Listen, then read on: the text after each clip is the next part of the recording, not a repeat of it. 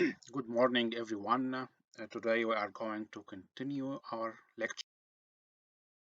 This time we have to finish the rest part of representing operational amplifiers. Today we are going to take the non-inverting operational amplifier. In this operational amplifier, instead of connecting the positive terminal with the ground, in this case, the input voltage is connected to the positive terminal, and for the negative terminal it will be connected via a resistance with the ground. So in this case the output will have also a positive sign as for the input.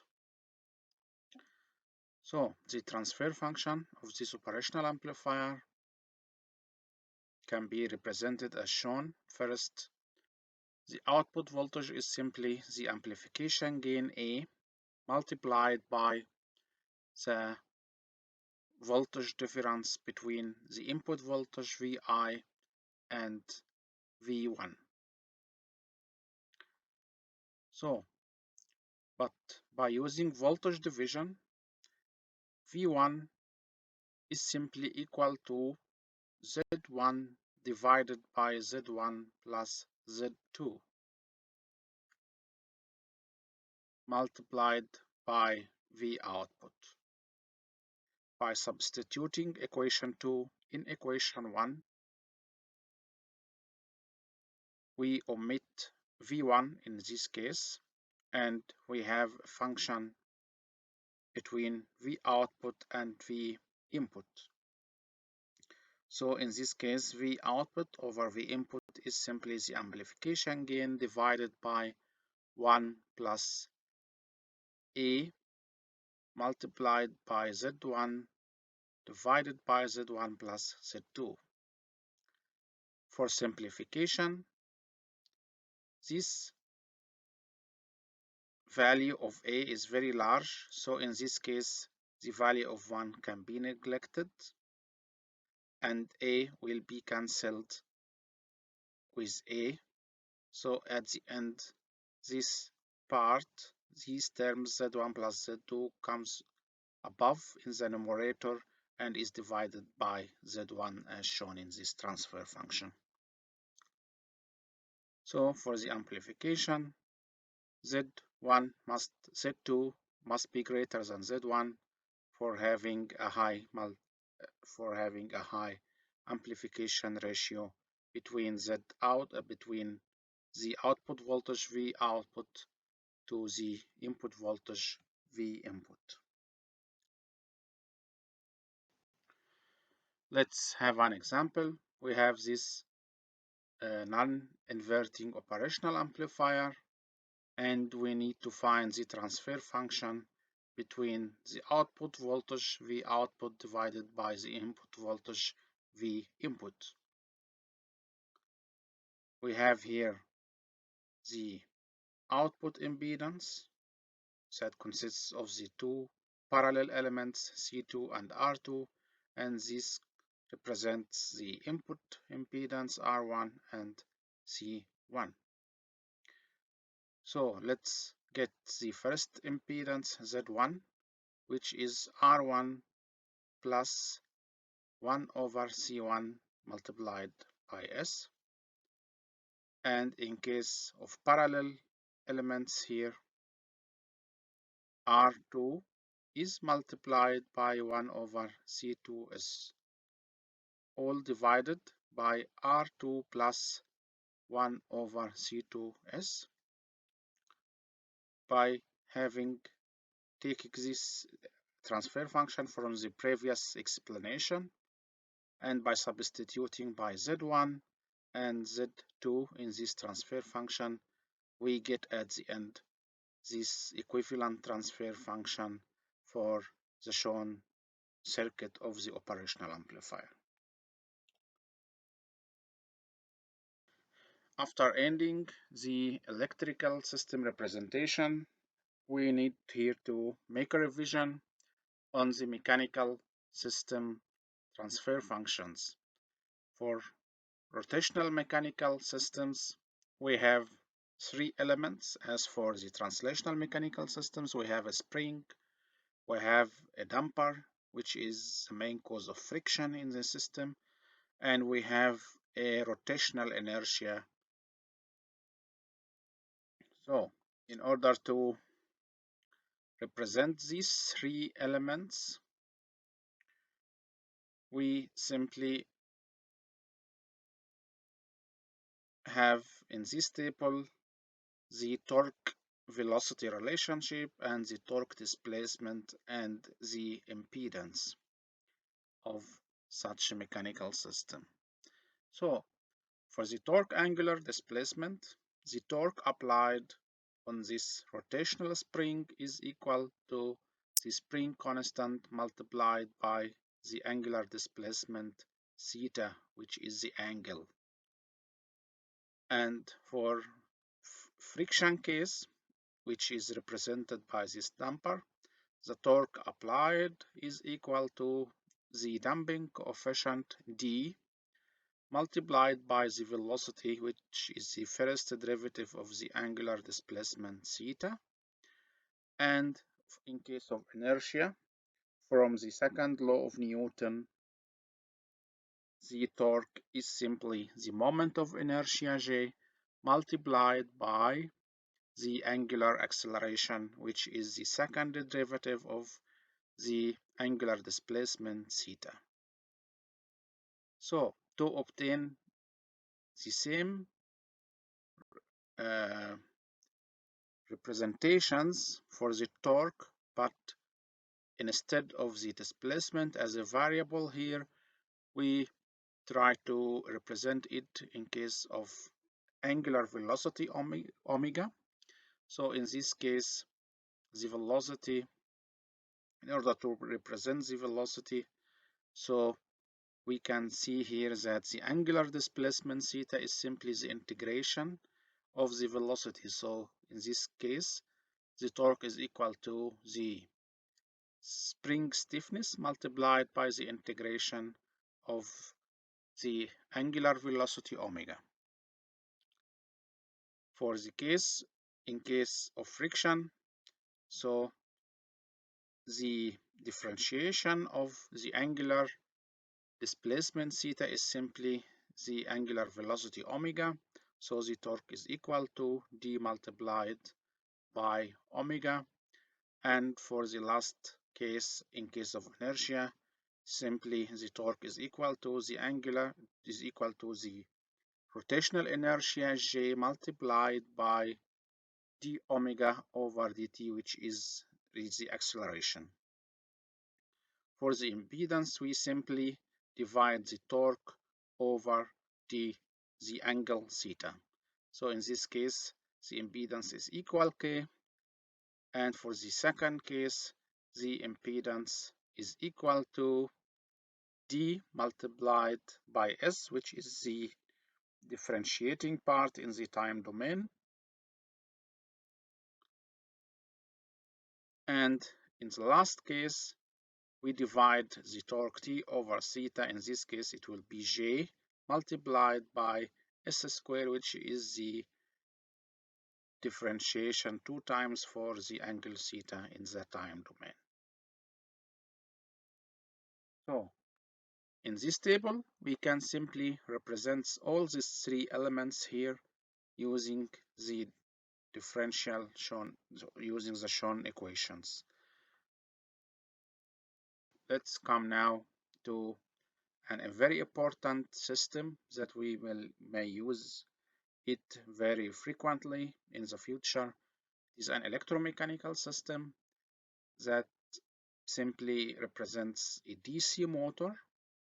We have an electrical input, and this electrical input is converted through this DC motor to a mechanical output represented by a rotational motion. So we apply simply a voltage on this armature circuit of the DC motor, and at the end, due to the rotation of the coil under the effect of a magnetic field, A force is simply induced. This force is applied in rotational motion, causes a torque, and this torque is simply rotates simply the motor axis, which is the rotor here. And as this rotor has a given inertia and a damping, and it has a friction damping, so we have to obtain the dynamics of this system, which represented by the motion of the rotor from this side, from the output side, with respect to the applied voltage on the armature circuit of the motor. So we have to get this transfer function in order to represent the dynamics of the system, how to show for what voltage will be an angle theta can be represented as an output. So such a system, we know from the course of system dynamics we have taken before, can be represented in this block. We apply simply the armature voltage as an input, and as an output comes out the angular displacement theta m. So the force which is induced on the rotor is simply equal to PLIA, where P is the magnetic field strength and L is the length of the coil. IA is the armature current due to the applied voltage on the armature. So this is the main law in which the coupling between the electrical system and mechanical system takes place. Here lies the main part for the energy conversion between electrical and mechanical energy. So let's go through the equations step by step. Firstly, when the applied voltage on the armature is allowed here,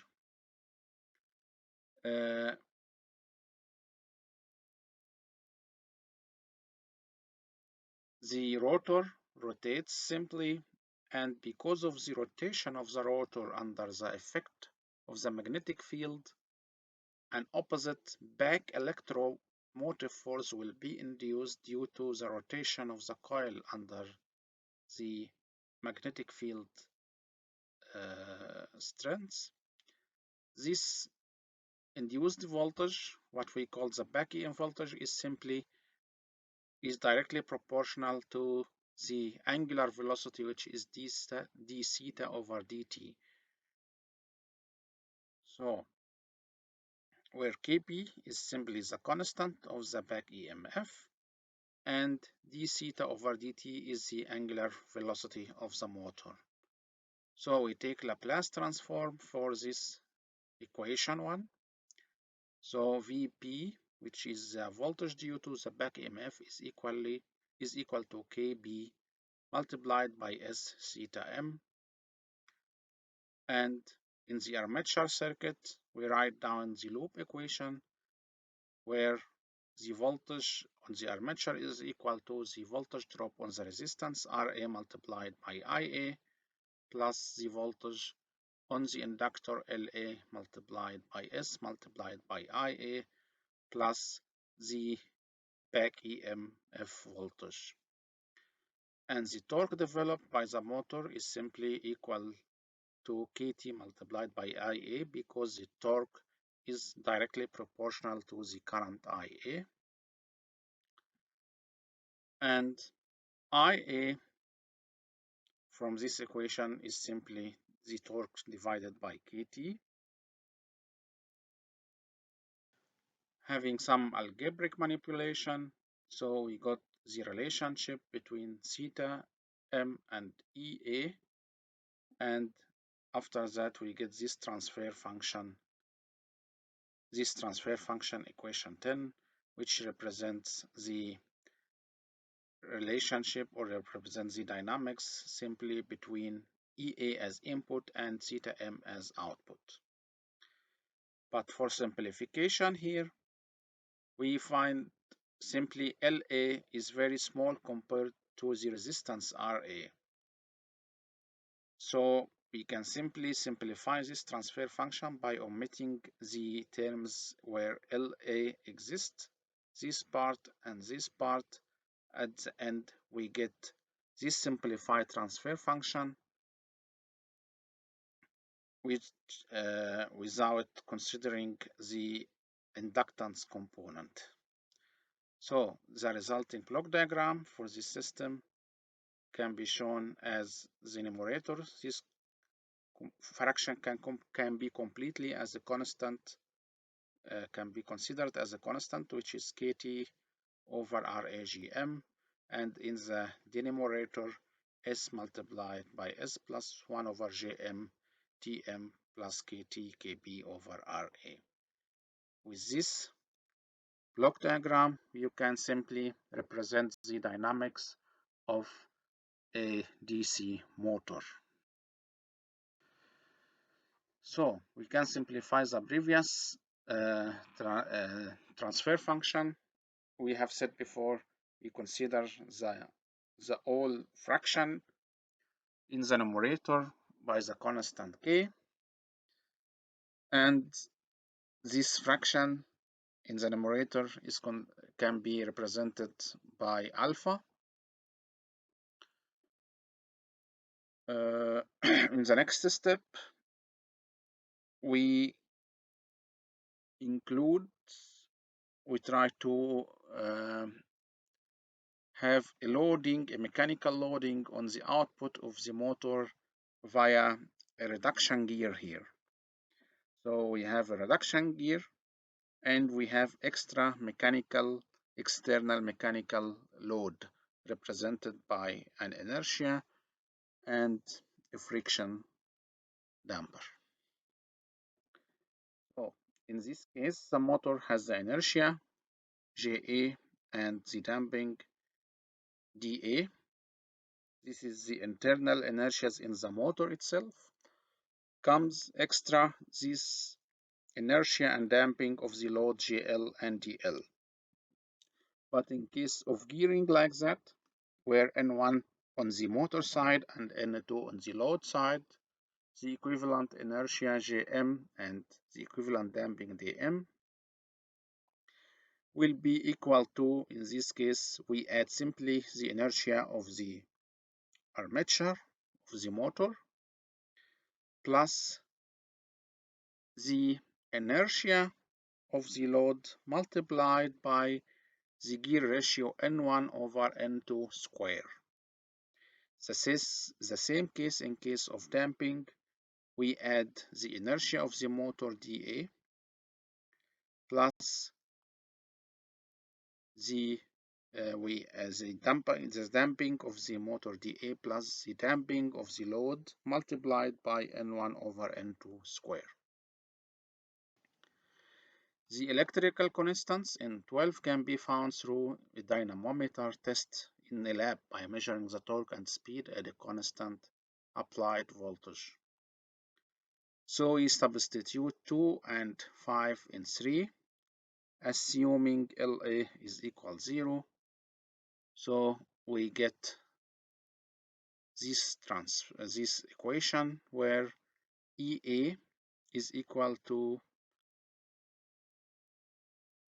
the RA Tm over Kt plus Kps theta m. So we have here a relationship between the torque and theta and EA. So we take Laplace transform here.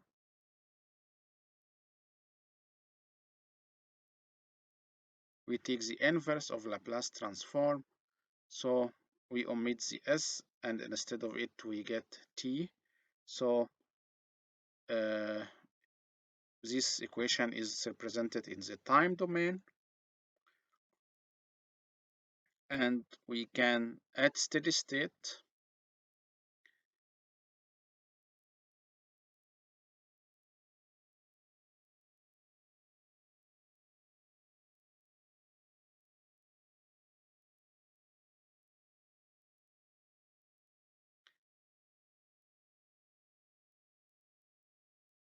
get on the left side Tm in order to show the equation as a function of omega m and Ea. This function, it can be seen, it represents a straight line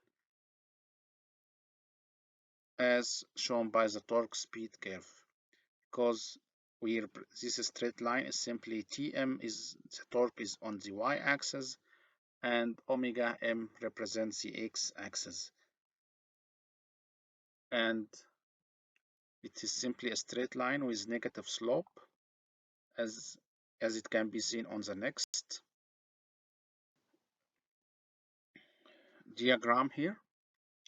This is a straight line, so for a given constant E applied voltage on the armature, we have different straight lines with different intersection points on the T and omega axes. So we consider at zero velocity